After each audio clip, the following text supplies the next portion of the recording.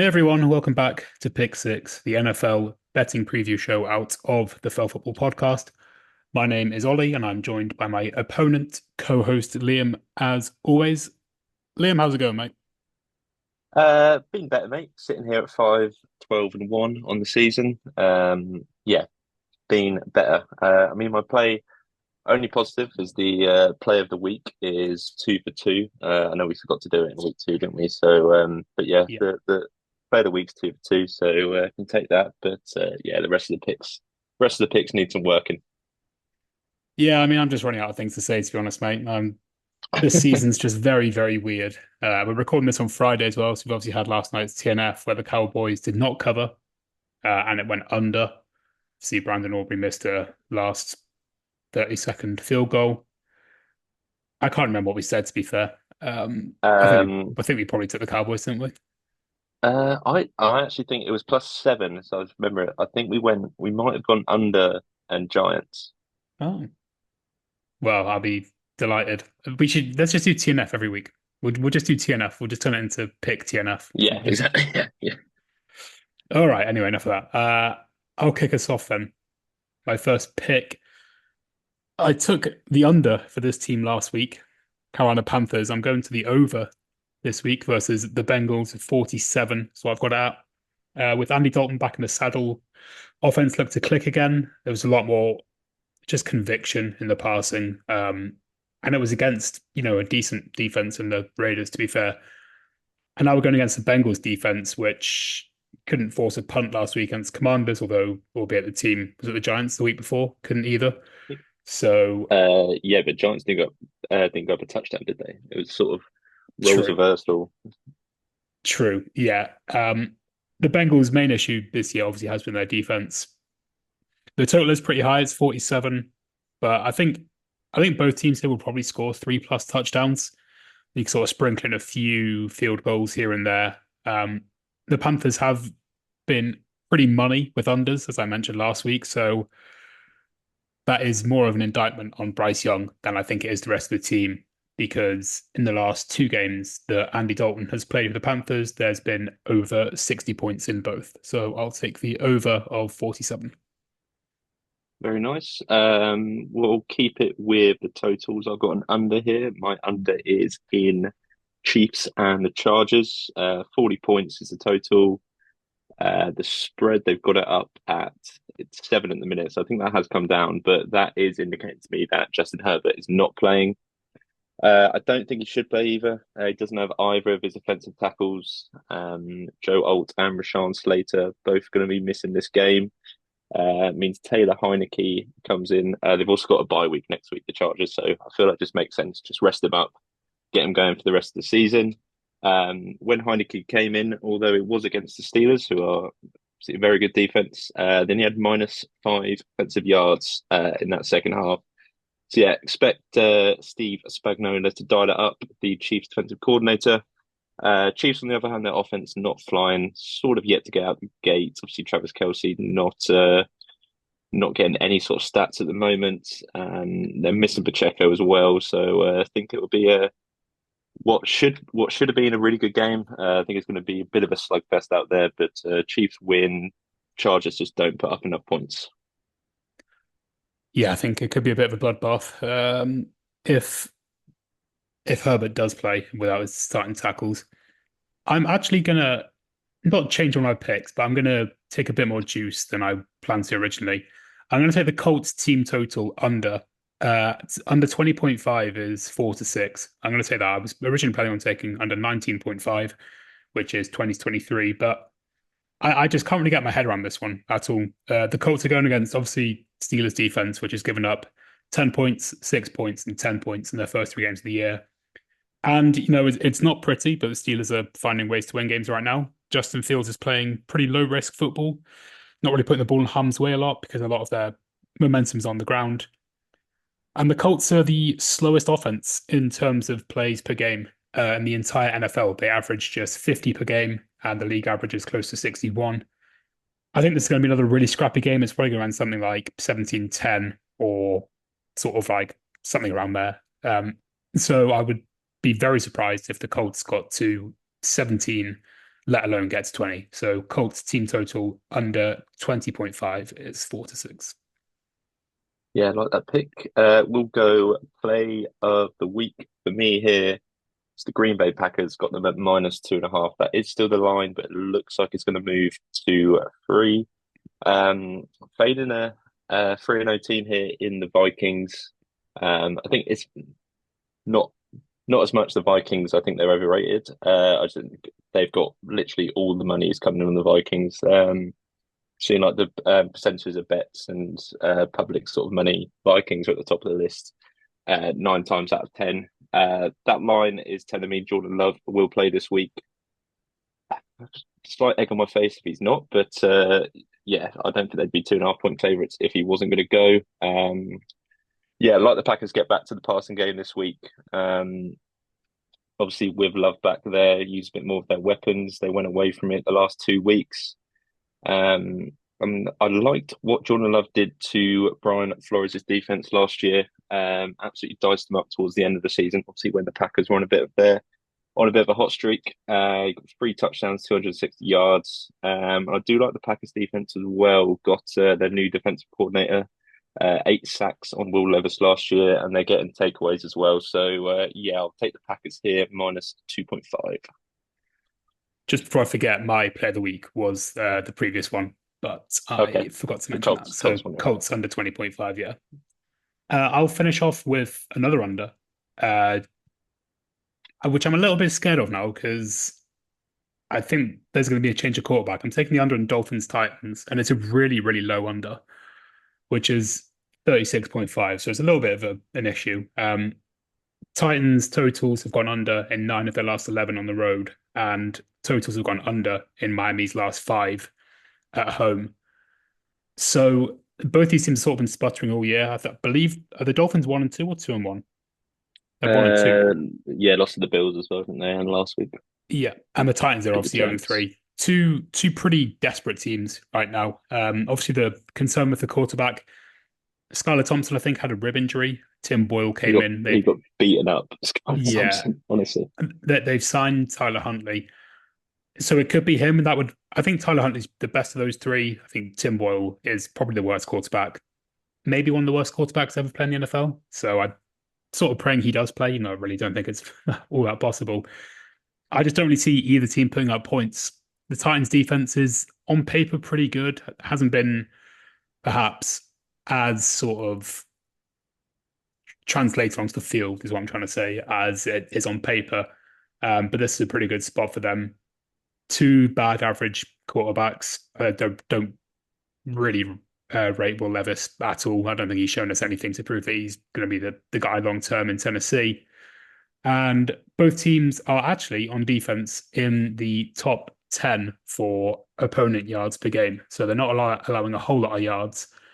And yeah, just don't think we're going to see a lot of pretty offense in this one. No, don't disagree with that one, mate. I do have a play in that game later, but that's for the player props. One Okay. I've got here is Monday night. Obviously, there's another double header. Going to take the Lions -3. Again, going against another 3-0 team, but I think this time Seahawks are more of the overrated 3-0 teams. I mean, they faced Bo Nix in his debut. Jacoby Brissett, it took them to overtime. And then obviously Skylar Thompson last week. That was sort of the only convincing win. I think the Broncos actually stayed in it week 1. Obviously, last week was a bit of a battering, but yeah, the Dolphins did not protect their quarterback, unlike what the Detroit Lions would do. Now, they are missing their center, which is a bit of a worry. Frank Ragnow, they are missing him. Did you see But Dan Campbell's quotes? They need to put him down or something. yeah, I know. Yeah, yeah. So, yeah, it did sound a bit extreme. I think Seattle are going to miss a few guys on the D line as well. Leonard Williams, is it Williams or Williamson? I think it's Williamson, isn't it? Leonard Williams. Oh, it is Williams. Okay, Yeah, yeah. yeah, yeah. He went down against the Dolphins, and then their rookie Byron Murphy. He's listed for a hamstring injury, so I don't know. Obviously, He's in like missing football time. I'm terms, pretty sure. yeah, in football terms, that's like at least 2-3 weeks if you pulled your hamstring or something like that. So yeah, I don't know how they do it in the NFL, but I'll be surprised if he does play. gives me life to think the Lions should be able to control the ball. They got back to running it last week against the Cardinals, as I know, as I took the Cardinals. And yeah, I think they should be able to get this one over the line. First real test for Seattle is prime time on the road in Detroit, which is not an easy place to go. So yeah, I'll take the Lions -3. That's 10 to 13. Did buy half a point there. It's 3.5 currently. Very nice, very nice. All right, I'm going then to the player props. I'm going to take another under. I'm loving the unders this week. I'm taking Aaron Rodgers under 30.5 pass attempts. He's gone under this total twice so far this year. The only time he went over was against the Patriots, who have one of the best run defense in the league. And also, he was pretty lights out in that game. He was just like straight balling. So I would imagine a lot of the plays called were just sort of to keep him like in a nice rhythm, get him back to, the best that he can be. Quarterbacks against the Broncos this year are averaging 26 attempts per game. Broncos have got one of the best pass defenses in the league. So I think this is going to be a big Brees Hall kind of game. He might get a few dump offs, which concerns me a little bit, but hopefully not too many. Don't think it's going to be a Garrett Wilson kind of game. Pats Talon has been pretty locked down so far on DK Metcalf, Mike Evans, and George Pickens. Although George Pickens got the better of him a few times, to be fair. Yeah, I'd probably keep an eye out just as a little side bet. Alan Lazard receiving overs potentially in this one because wide receiver two has done quite well against Denver. The Jets are also favored by nearly a touchdown, which I do think maybe is a few points too many, but it's the same old spiel about teams who are bigger favorites expect to run the ball more. So yeah, I think Brees Hall, Braylon Allen going to get a pretty big workload in this one. Not sure Rodgers is going to be spraying the ball everywhere. So yeah, Aaron Rodgers under 30.5 pass attempts. That is 20 to 21.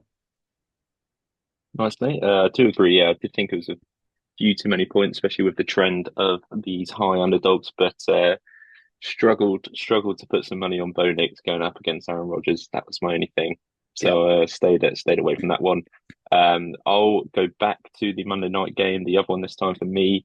Got Calvin Ridley going over his receiving yards. It's 37.5. Just think that looked pretty low. It was a down week for the Titans last week. Packers D line absolutely killed them. 8 sacks in total it was. Can't see Miami bringing the same amount of pressure. And I think obviously with the quarterback situation in Miami, I think it'll be a competitive game. So for wide receiver one there, Calvin Ridley, I still think he's actually a really good player. Surprised to see it was only at 37.5. So yeah, fancy him to get a couple of grabs there and go over that total.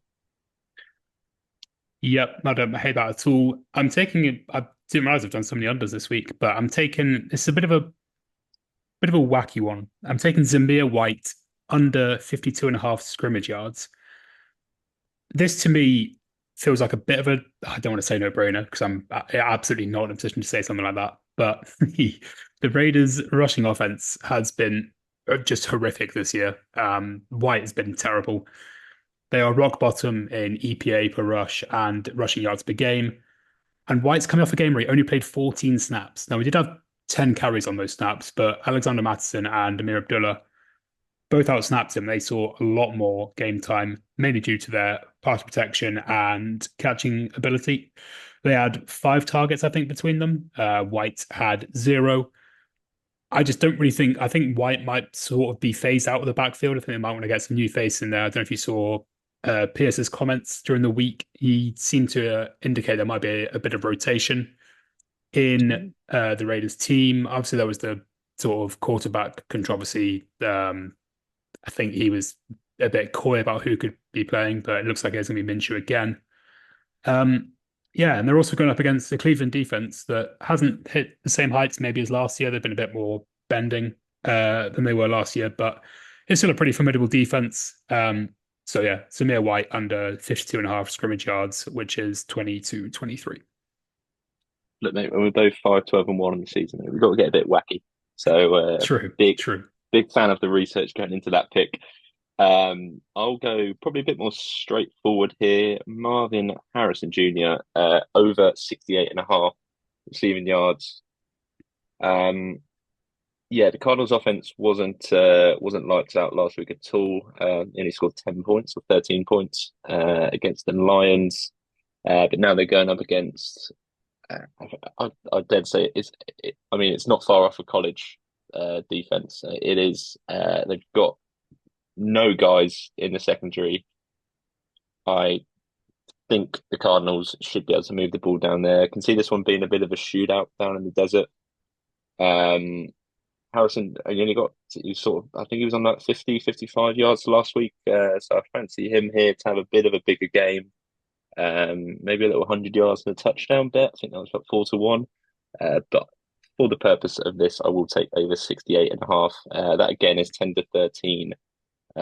Just I don't know, his line wasn't on 10 to 11 for some reason. So yeah, 10 to 13, 68.5 receiving yards at least for Marvin Harrison.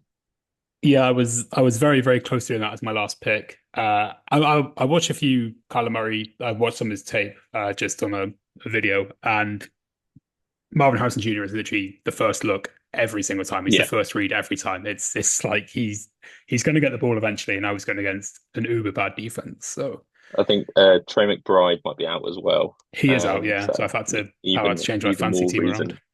Yeah, brought in Cole Kmet. Doesn't feel great, I'll be Nice, honest. nice, nice. Uh, okay, my last pick is Derrick Henry over 68.5 rushing yards. Now, I will preface this by saying the Bills are giving up currently the third least yards per play or yards per play 4.5 or something. But this does feel like a good spot for Henry. He's gone over the total twice this season already, and he's looking to be sort of back to himself. We're seeing sort of a bit of a resurgence from the. It's like that. Have you seen that meme on Twitter where it's like Unk still got it, and it's the guy Yeah, who's like, yeah, that's kind of how it feels like with him at the moment. He's up against the Bills defense that allows the fifth worst EPA per rush in the league, and the Ravens have the best rush EPA in the league, mainly due to Lamar as well. But Derrick Henry, as we have said, has been pretty good this year. Achan had a humongous game against them the other day. I think he's had 150 total through the air and on the ground. And the Ravens run the ball very well, and they run it a lot. He's had 43 carries in the last two games, and like I said before, with the Aaron Rodgers and the Jets being favored, so they should run it more. The Ravens are favored here, which I don't know about you, but I do think Bills' money line is maybe not a bad bet here, considering yeah, how it much of a seemed a bit of a wagon they've trap. been. Seemed a bit of a trap. So Um, two and a half for the Bills seemed pretty crazy to me, but yeah, I'm going to take Derrick Henry rushing overs 68 and a half. Really doesn't feel like a whole lot in a game that he's probably going to get a very big workload in. nice, mate. I will round it off with picking the Bengals game. Actually, I don't usually take a pick in their games, but we'll go Andy Dalton to throw it in at least one interception, and it's 5-7, so slightly cheap. But yeah, I don't think our defense can play as bad as they were last week. Obviously, not getting not forcing Washington to a single punt. Can the Red Rifle himself play as well as he did against the Raiders? I'm not sure. I think that was sort of just a first game back. Second game is tends when you sort of fade these backup quarterbacks. Um, Bengals defense, although they struggle to stop the run, they are pretty decent in the passing game and do make some plays. Linebackers get interceptions, cornerbacks get them. Obviously, Geno Stone is yet to have one yet, so sneaky lean Geno Stone INT this week. But yeah, like our defense to make a play late to clinch the victory. And as your pick is, I think it will be a high scoring game. So yeah, Andy Dalton over zero point 0.5 interceptions. Yeah, I was pretty remiss not to mention it is obviously a Andy Dalton revenge game as well. We'll see. Maybe it was just 1 week, but yeah, I think there will definitely be points in that one. All right, cool. That's the picks done then. I'll run through mine again quickly. So I've got Bengals versus Panthers over 47, Colts team total under 20.5, which is my play of the week at 4-6, Dolphins Titans under 36.5, Aaron Rodgers under 30.5 pass attempts, Zamir White under 52.5 scrimmage yards, and Derrick Henry over 68.5 rushing yards. My six winners this week are Chiefs Chargers under 40, Packers minus 2.5, Lions minus a three, player prop player props, Ridley over 37.5, Marvin Harrison Jr. over 68.5, both those receiving yards, and Andy Dalton to throw at least one interception. Great. There we go then. 12 winners coming right up. What have we got for TNF next week? Oh, I have not even looked actually. What we It's got? Bucks Falcons, big NFC South divisional game. Ooh, Um, Bucks are getting, or Bucks, sorry, the Falcons are laying 3 points and the total is 43 and a half. I like the under in that. yeah, I'm gonna go. Both teams in a bit of a dogfight this week. Obviously, back to back home divisional matches with the Falcons. Bucks got the Eagles. I think I'm gonna just take the underdog there. Maybe the 3 points with the Bucks. Yeah, it's a tough one to call. That's a really tough one to call. I think Falcons, the three is purely just the home edge, really, isn't it? I think they're pretty Yeah. evenly matched otherwise. Yeah, I'm just the under here, under 43 and a half. Don't really know. Can't really call a game pick though. Cool. Uh okay, that's it. Nothing left to do, except watch all of our picks come in. Mate, thank you very much for joining me. Pleasure having you on. Yes, as always, mate. As always. Everyone else, thank you for listening and catch you in the next one.